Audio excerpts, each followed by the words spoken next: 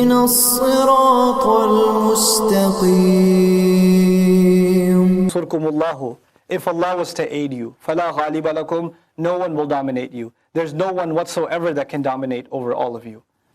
فَلَا غَالِبَ لَكُمْ. Ghalaba in Arabic is when someone overpowers you and forces you to do what you don't want to do. No one will overpower you. No one's going to compel you anymore. وَإِنْ يَخْذُلْكُمْ. Oh man, what a word. You know, khadul is what the hypocrites had done when they left the battle. Khadul is a kind of friend who leaves you at the hour of need. The friend who leaves you at the hour of need is called khadul. It's a mubalagha. Allah says, I am your friend. I'm the one who's going to help you. But if you disqualify, I will leave you at the hour of need.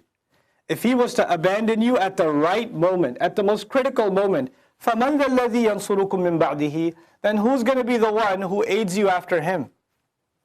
After him, who's left? Anyone out there? مِّن بَعْدِهِ? Any after him?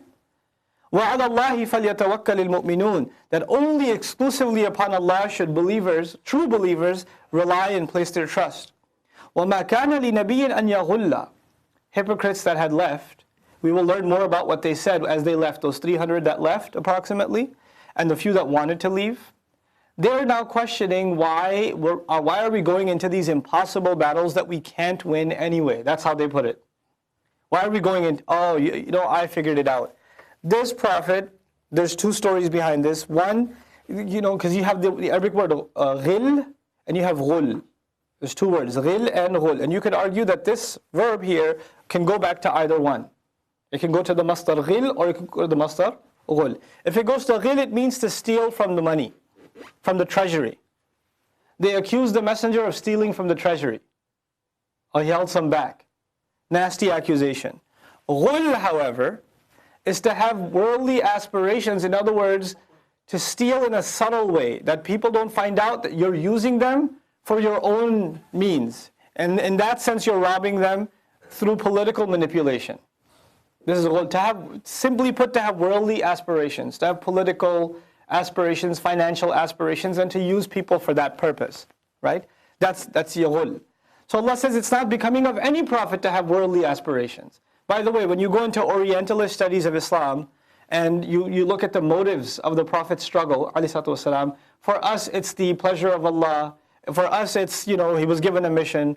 For the non-Muslim, he's trying to figure out why is this man struggling so much, and what does he come up with?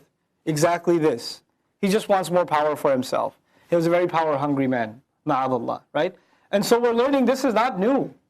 This was something that, this opinion was even held by munafiqeen way back. وَمَا كَانَ لِنَبِيٍّ أَنْ يَغُلَّ وَمَنْ يَغْلُلْ يَأْتِ بِمَا غَلَّ يَوْمَ الْقِيَامَةِ. And whoever does have worldly aspiration, or whoever does steal anything from the treasury, will come forward, will bring whatever he stole, or whatever aspirations he had with him on the day of resurrection, on the day of standing. ثُمَّ تُوَفَّى كُلُّ نَفْسٍ مَا كَسَبَتْ.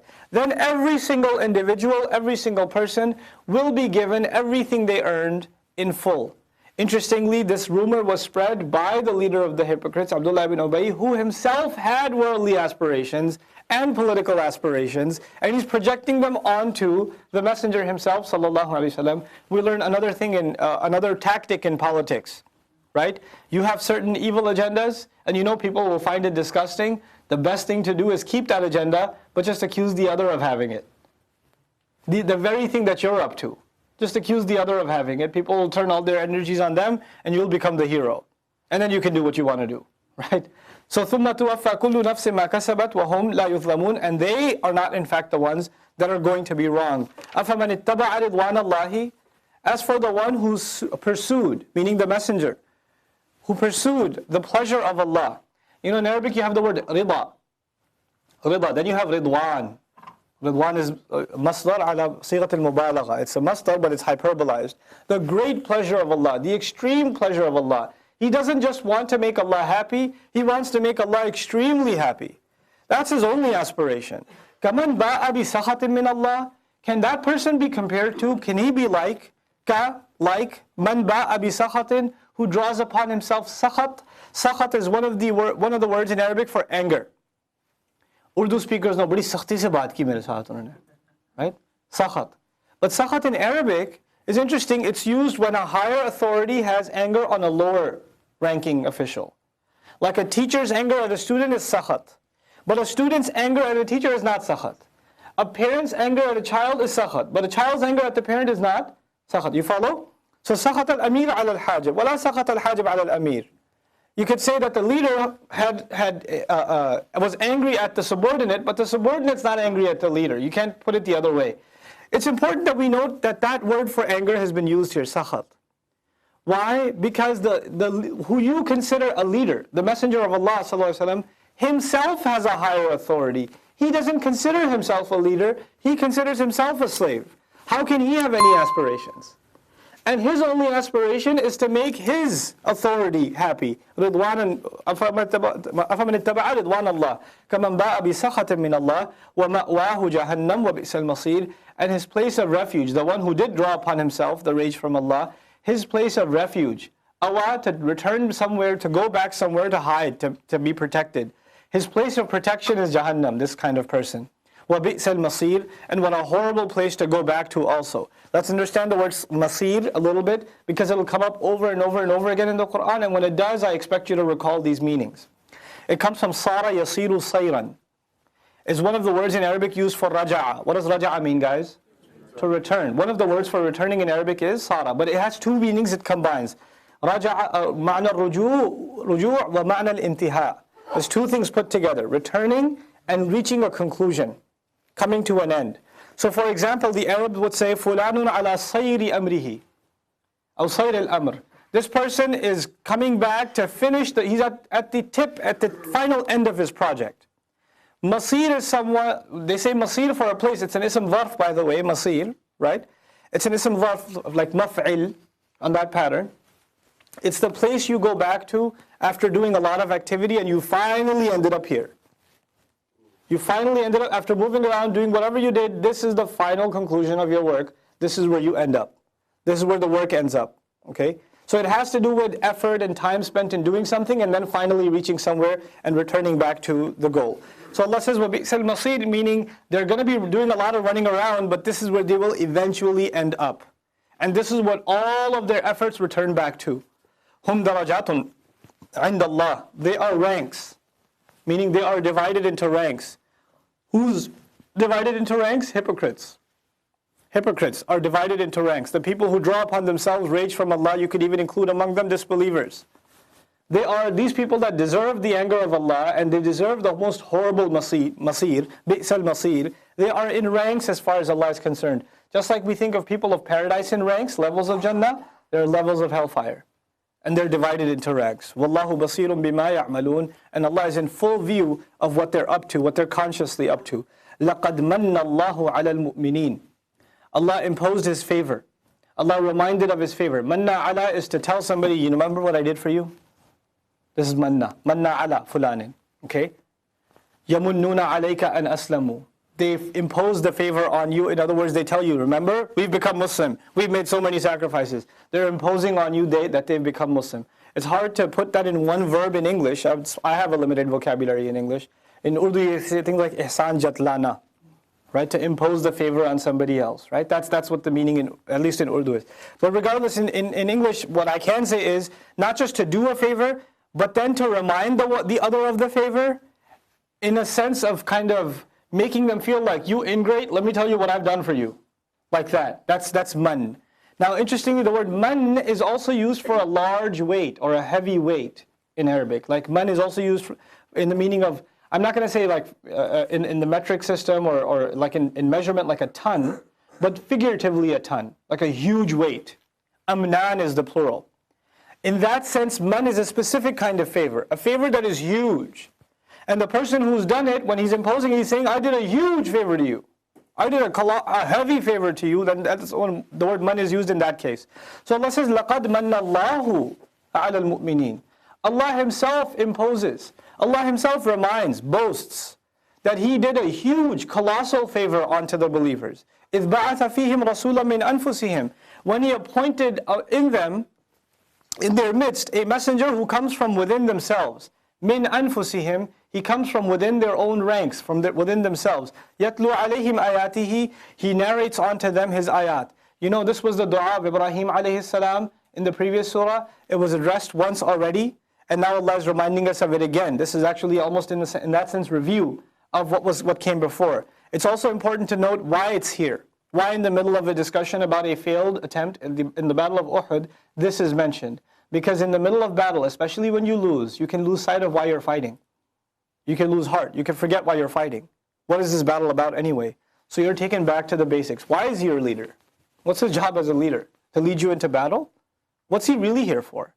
Allah reminds you of that colossal favor. And you know, by saying favor, you should feel grateful. When a favor is reminded of, you should feel grateful. At a point where Sahaba should feel like they should complain. We lost, things went wrong. This is the time where you're thinking about complaining. Allah turns the tides and says, this is the time I'm reminding you how big a favor of mine I have done to you. لَقَدْ مَنَّ اللَّهُ عَلَى الْمُؤْمِنِينَ إِذْ بَعَثَ فِيهِمْ رَسُولًا مِنْ أَنفُسِهِمْ يَتْلُو عَلَيْهِمْ آيَاتِهِ He narrates onto them, he reads onto them his miraculous signs, meaning Quran, وَيُزَكِّيهِمْ, and he cleanses them. Zakka, yuzakki, tazkiyah is not just to purify, it is to refine. It is to fix the flaws, fine-tune. And then finally make something ready for further development. So it can grow, it can go further, it can mature, it can go ahead. In other words, what the Quran does is at first it finds your flaws. And the messenger, he'll find your flaws. Then he'll refine them, he'll fine-tune you, fix you up. You know, like a car getting fixed up. Now it's ready for the upgrade. Now it's ready for further. This is yuzakihim. And you can argue, and I've explained this ayah before, so I won't go into detail. It is him reciting the ayat onto you. In and of itself is a purifying process. It's a refining process. Just listening to the Quran from the Messenger ﷺ is a refinement. What we're trying to do here is a kind of attempt to refine ourselves. Because the ayat being explained in whatever, even in this shallow way that I'm trying to explain it to you, even in this way, in some sense, it's supposed to be a refinement for me and for you. It's supposed to be something that, you know, cleanses the way we think about stuff, cleanses the way we spend our time, cleanses our priorities, and it gets us ready for higher work. وَيُزَكِّيهِمْ وَيُعَلِّمُهُمُ الْكِتَابَ وَالْحِكْمَةَ, and he educates them, he teaches them the book, the law, and the wisdom. وَإِنْ كَانُوا مِنْ قَبْلُ لَفِي ضَلَالٍ مُبِينٍ. And even though much before, from a long time before this, they'd truly been immersed in open misguidance. It was clearly misguidance. فِي ضَلَالٍ مُبِينٍ أَوَلَمَّا أَصَابَتْكُمْ مُصِيبَةٌ قَدْ أَصَبْتُمْ مِثْلَيْهَا. Or whenever a calamity, a musibah, a targeted calamity, isaba is used for shooting arrows and hitting a target. When a calamity that targets specifically you finally hit you, Allah says, أَصَابَتْكُمْ مُصِيبَةٌ, because not, أَتَتْكُمُ الْمُصِيبَةِ, calamity came to you, it targeted you, meaning it was always meant to target you. It was supposed to happen, it was all part of the plan. أَصَابَتْكُمْ مُصِيبَةٌ قَدْ أَصَبْتُمْ مِثْلَيْهَا. The kind of calamity that you have already inflicted upon the other twice the fold. قَدْ أَصَبْتُمْ مِثْلَيْهَا. You've done twice that kind of damage on the other end. In other words, Allah is reminding them of Badr, and then the beginnings of Uhud. The beginnings of Uhud, we were annihilating the enemy. إِذْ تَحُسُّونَهُمْ بِإِذْنِهِ. You were just making them feel it. You were burning them out by Allah's permission. That Allah has already mentioned that. So twice over, you've already done this to the enemy. And it came to you once, and you say, قُلْتُمْ, you ended up saying, أَنَّ هَذَا, how come this happened? How come we lost? قُلْ هُوَ مِنْ عِنْدِ أَنفُسِكُمْ. Say, it is especially from within yourselves. Something happened within your own ranks that resulted in this. إِنَّ اللَّهَ عَلَى كُلِّ شَيْءٍ قَدِيرٌ. No doubt Allah is in complete control over every single thing. وَمَا أَصَابَكُمْ يَوْمَ الْتَقَى الْجَمْعَانِ. And whatever came upon you, the day on which the two parties clashed against each other, فَبِإِذْنِ اللَّهِ. Then it happened by Allah's permission. فَبِإِذْنِ اللَّهِ. Now look at these two ayat together. Whatever happens, happens because of the will of Allah, yes? But if it happens because of the will of Allah, it ain't my fault. Isn't that what a typical person says? If Allah wanted it to happen, how could it be my fault? What did Allah do in these two ayat? First ayah, it's your fault. Second ayah, it happened because I let it. Because you can't separate those two things. These are matters of predestination and philosophy. But Allah Azza wa Jal doesn't let us become too abstract in these things. He says, look, you will take responsibility, and it happened because I let it happen. So first, قُلْ هُوَ مِنْ عِنْدِ أَنفُسِكُمْ. Second, فَبِإِذْنِ اللَّهِ وَلِيَعْلَمَ الْمُؤْمِنِينَ.